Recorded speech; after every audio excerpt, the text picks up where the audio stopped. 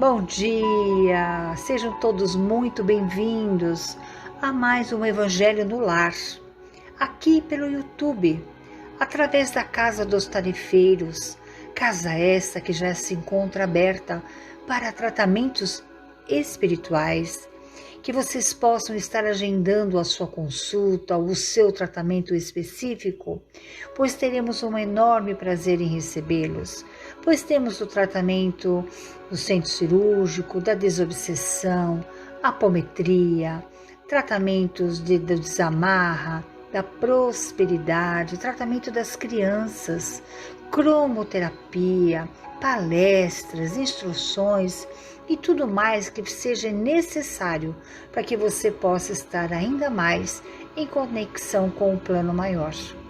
E assim, nesse momento de luz e de grandiosidade, eu, Ana Cristina Cabreira Julião, voluntária da nossa casa, lhe convido para que juntos possamos entrar nessa conexão única, onde pacificamos os nossos corações, as nossas mentes, abrindo as janelas, as nossas portas dos nossos lares, para estar recebendo os nossos mentores, amigos espirituais, fraternidades que cuidam do Evangelho e que pela qual vem trazendo para nós toda a assessoria necessária para aquilo que realmente estamos necessitando. Por isso mesmo, que você possa convidá-los. Respire fundo e se deixe levar por esse sentimento puro e grandioso que sai do seu coração, para que eles já possam ir adentrando em vosso lar, para retirar toda e qualquer projeções, formas de pensamento, as doenças, a inveja, a fofoca e toda simulação que pode trazer a você conflitos internos, que possa trazer para você conflitos que possam te trazer a doença, deixando você protegido e amparado com todos com quem você convive. Que Mãe Maria possa abençoar o teu lar, harmonizando a tudo e a todos. E é assim que vamos dando por aberto mais este Evangelho no dia de hoje.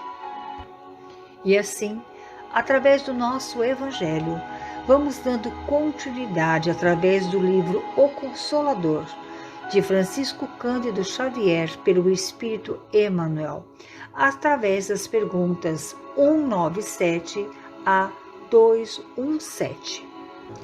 Dentre essas perguntas, vamos falar um pouquinho sobre a razão, que é a faculdade de raciocinar, aprender, ponderar. O raciocínio nos conduz à dedução de algo. Assim, antes de buscarmos ter razão, melhor buscarmos a preservação da harmonia. Antes de querermos ser vencedores em nossa argumentação, pois a dinâmica da razão é o sentimento, apontam sempre rumos diferentes, quase sempre opostos. Todos os seres têm como função a evolução espiritual. E para termos a nossa razão, não podemos deixar de lado a fé.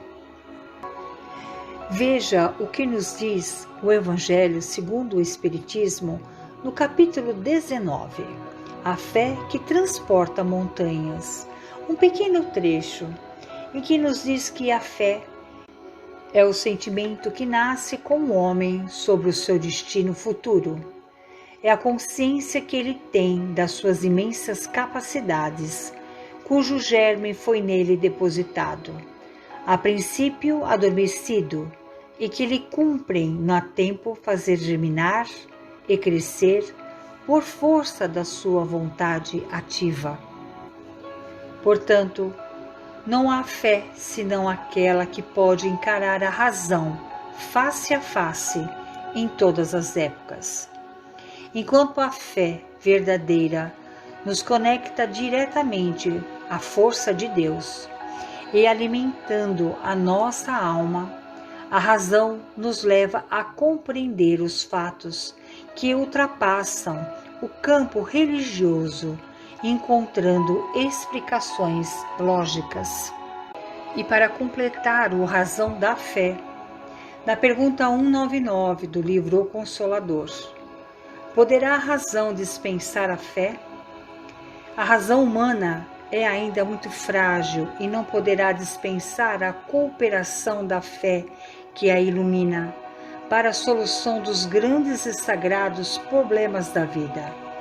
Em virtude da separação de ambas, nas estradas da vida, o que observamos o homem terrestre no desfiladeiro terrível da miséria e da destruição. Pela insânia da razão, sem a luz divina da fé, a força faz suas derradeiras tentativas para assenhorar-se de todas as conquistas do mundo. Falastes demasiadamente de razão e permaneceis na guerra da destruição, onde só perambulam miseráveis vencidos. Revelastes as mais elevadas demonstrações de inteligência, mas mobilizais todo o conhecimento para o mortício sem piedade. Pregastes a paz, fabricando caminhões homicidas, pretendestes haver solucionado os problemas sociais, identificando a construção das cadeias e das prostíbulos. Esse progresso é de razão sem a fé, onde os homens se perdem em luta em glória e sem fim. E também vamos falar um pouquinho sobre o intelectualismo, que tem a tendência a usar a inteligência sacrificando as emoções e os instintos. Vejamos que na pergunta 207 do mesmo livro O Consolador: a decadência intelectual pode prejudicar o desequilíbrio do mundo? Sem dúvida, e é por essa razão que observamos na paisagem político-social da Terra as aberrações, os absurdos teóricos, os extremismos, operando a inversão de todos os valores. E com esse pequeno trecho, isso nos leva a entender que a evolução do ser humano, a maior delas é a conquista em sua elevação, é o intelectualismo moral.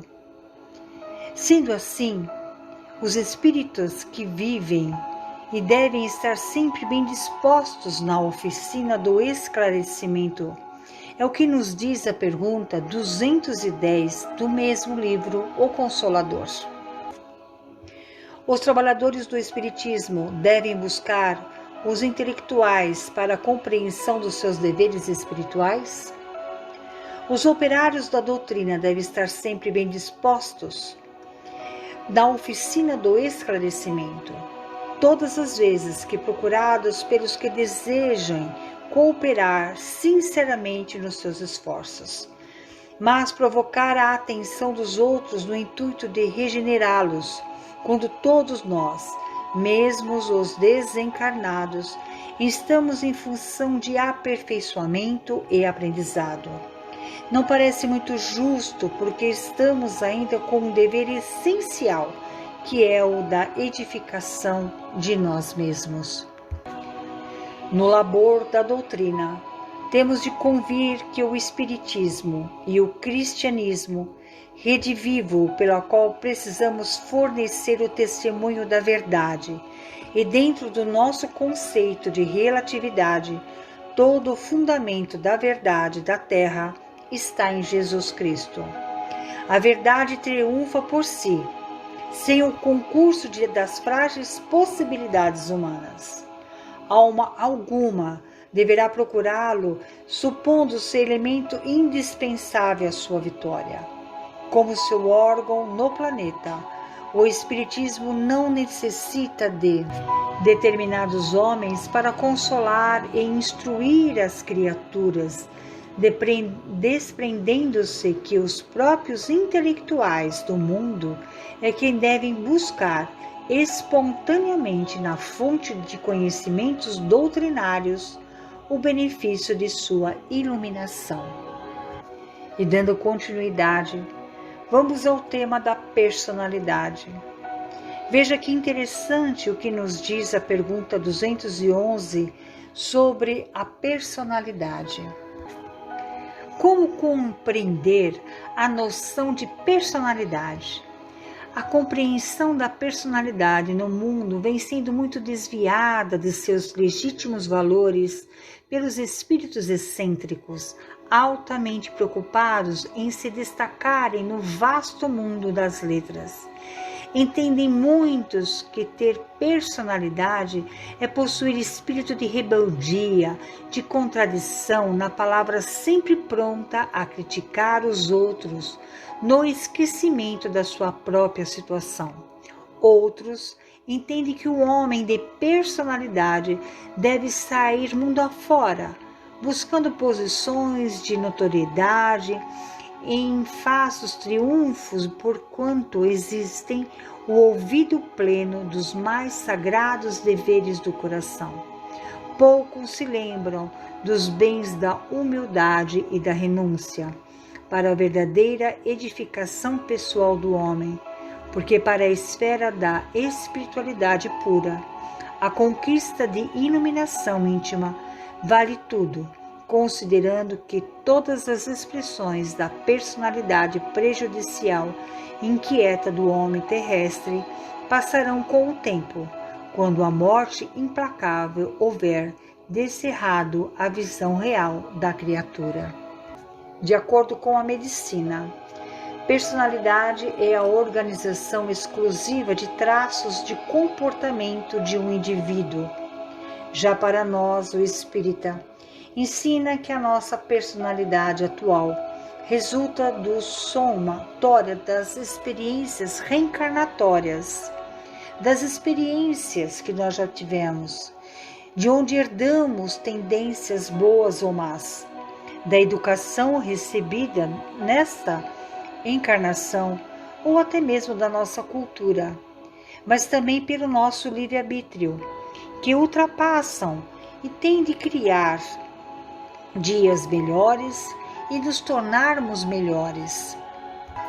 E assim disse uma vez Chico Xavier: nossa personalidade, enquanto jovens, é semelhante à pedra preciosa por ser lapidada. Mas o tempo, dia a dia, nos desgasta e transforma até que, em um novo entendimento da vida, nos faça brilhar o coração. Está no livro Ave Cristo, escrita pelo Chico Xavier, por Emmanuel. Portanto, vamos descobrir o nosso caminho da nossa vida. Ninguém é responsável pelos nossos destinos, a não ser nós mesmos. Vamos trilhar este caminho com muita segurança. Nesta semana, eu estava ouvindo uma palestra e o rapaz que estava fazendo essa palestra nos disse algo que eu achei muito bonito e incessantemente profundo. Nós temos todos os dias uma cota de existência, desde o momento do nosso nascimento até o momento da nossa partida. Todos os dias, quando acordamos, recebemos uma cota. Mas chegará um dia que esta cota não será completa, pois será o dia da nossa ida, talvez para a grande pátria reveladora e verdadeira. Por isso mesmo, somos construtores do nosso caminho, da nossa personalidade e de tudo mais que está à nossa volta.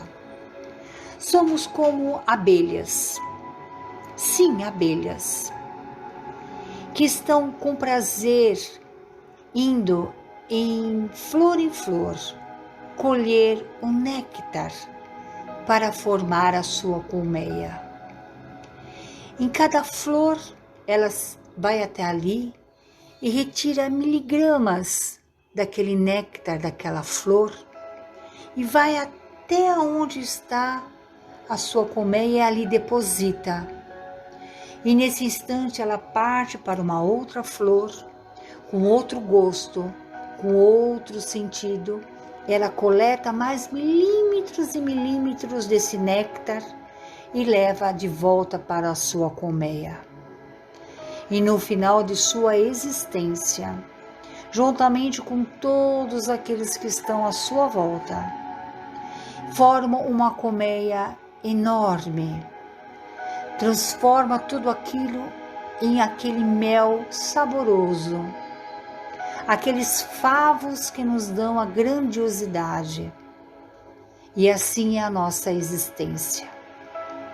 Somos pequenas abelhinhas que, ao levantar de manhã, recebemos aquela cota imensa de irmos em flor, recolher esse pequeno néctar para fazer da nossa vida um pouquinho melhor.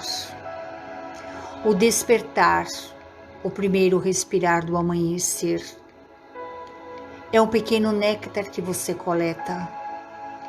Quando você toma o seu primeiro café, uma água, é outro néctar que você colhe para a sua existência. Quando você olha para o seu lado e encontra as pessoas que você mais ama, seja ela fazendo o que for, é um outro néctar que você colhe. Quando você vê o seu filho, sua filha crescerem, olharem para você, brincando com você, é outro néctar que você está colhendo. Quando você vai ao seu trabalho, você se esmera, você se esforça, é outro néctar que você colhe. E no fim de tudo isso, você está vivendo em conexão para formar essa colmeia tão grande e tão grandiosa, vitoriosa, para formar uma vida doce, calma, tranquila, com o dever cumprido para com todos que te cercam. E é assim, meu irmão e minha irmã, que eu peço a vocês que nesse instante fechem os vossos olhos, que possamos ser essas abelhas com as nossas razões, com a nossa inteligência, com a nossa personalidade, que nós possamos assim conviver sempre em comunhão com todos, que possamos simplesmente viver, não existir, porque tudo existe. Uma planta existe, uma cadeira existe, mas o viver é viver com plenitude, com harmonia, com respeito, com grandiosidade para com todos e principalmente consigo mesmo. Vamos emanar paz, tranquilidade, amorosidade, cumplicidade, adoçando a todos aqueles que nos cercam. Há tantos irmãos necessitados, há tantos irmãos que estão sofrendo, seja de doença, a fome, a injustiça, a sede. Que possa a Mãe Maria apaziguar os corações desses irmãos aflitos, abençoando a nossa família com muita grandeza, com muitas amizade, com muita gratidão, pois são a nossa primeira escola. Vamos abençoando, meu Pai, ao nosso trabalho, aos nossos filhos, amigos, vizinhos. Sim, aos nossos inimigos, pois eles são os primeiros a nos conhecer profundamente. Vamos assim, meu Pai, pedindo a vós que nos conceda sempre essa esperança infinita de caminhar no caminho do bem, abençoando a casa dos tarefeiros, aos tarefeiros, que esta água, que possa estar num copo com água ou até mesmo num jarro, possa estar assim sendo fluidificada com os alimentos mais necessários para que a nossa jornada seja uma jornada de muita paz e de muita tranquilidade. É o que eu desejo a todos vocês e este é o meu recadinho para o dia de hoje. Fiquem na paz e que possamos assim nos encontrarmos na próxima semana, se assim me for me permitido. Que assim seja, graças a Deus.